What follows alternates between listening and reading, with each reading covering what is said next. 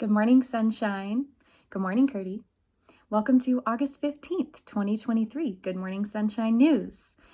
As always, if you like what we're doing here, please consider supporting through Buy Me a Coffee. We have one-time support available as well as memberships. So please head over there. You can find the link wherever you're watching this video. And with that, we're going to jump right in this morning. Celebrating the return to school, our first story comes from Boston.com via Squirrel News. Massachusetts joins a small but growing number of states adopting free school meals for all public school students, grades K through 12. The goal is to remove the stigma from getting free meals while targeting childhood hunger.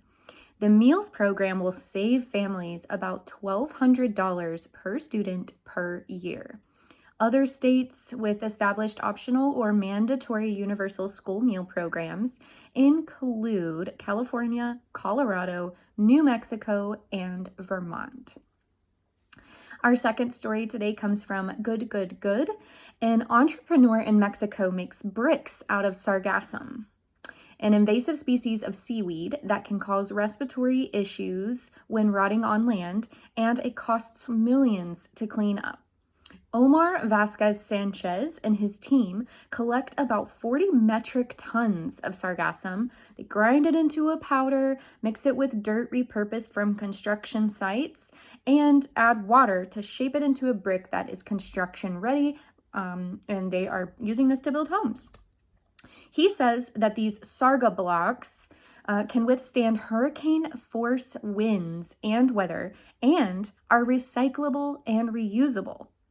In addition to providing a really impactful solution and creative new construction method to a problem for his community, Omar also gives away the bricks for free to people in need, like those whose homes have been destroyed by hurricanes.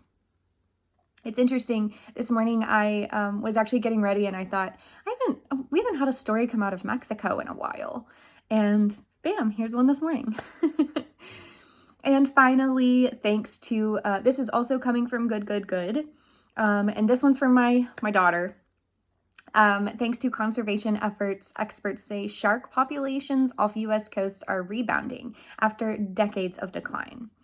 Don't worry. Your chances of getting bit are not going up. The chances remain at about 1 in more than 3 million. They really try to avoid us. But without sharks, the oceanic ecosystems could change or even disappear.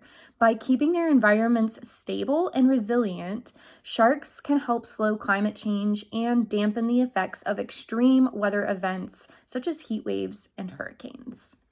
Thank you, sharks. And thank you to all the people who are trying to get the numbers back up to where they were. They have fallen in the last several decades. And so we are excited to see the sharks coming back. And actually, my daughter and I are planning to go see the Meg at some point because she is a big shark fan.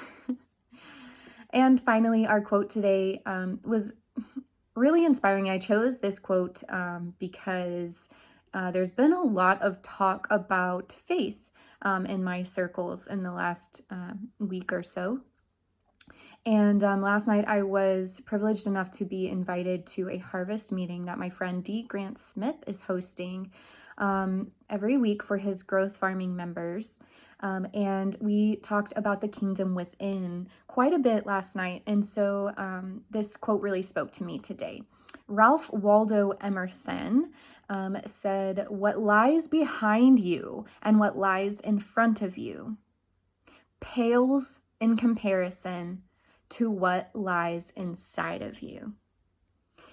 And I think that's a really important reminder to carry with us today and every day.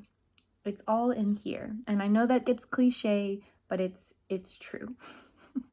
Nothing can compare to the spirit and the power and the wisdom that lives inside of you. And it allows you to handle anything that lies in front of you or behind you.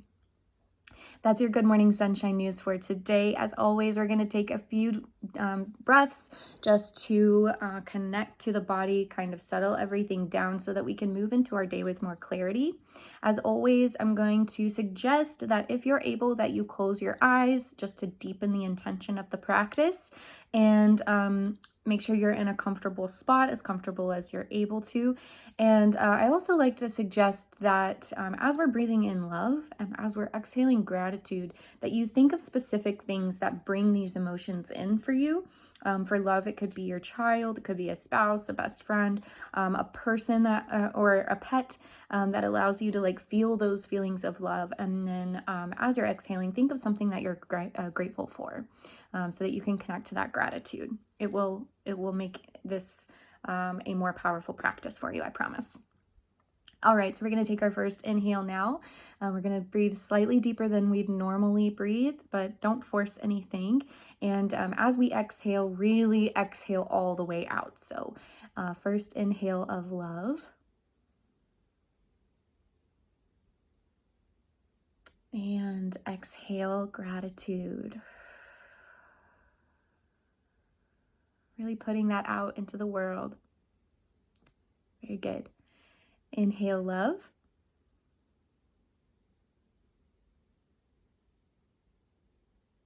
And exhale gratitude. I'm feeling it already. And final breath. Inhale love. Make it a good one. Really connect. And exhale with gratitude. Very good. Thank you so much for being here this morning. I hope you have a most fantastic day, and we will be back tomorrow morning for another episode of Good Morning Sunshine.